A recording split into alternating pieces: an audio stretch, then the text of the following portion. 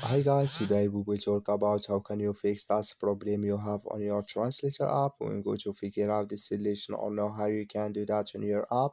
So all you have to do to fix it on your app, so you just click here on settings here.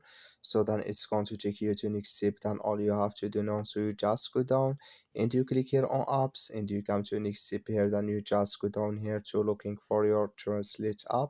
So just keep going down here to find it. So when you go down here, so so just open you to search for it. So I found it here. You click here on your translate, then it's going to take you to next step here. Then all you have to do now, just click here on for stop and you click here on OK.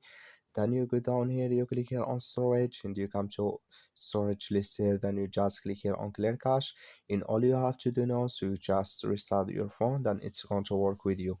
So that's all you have to do. Thank you for watching. Don't forget to support us by liking, subscribe.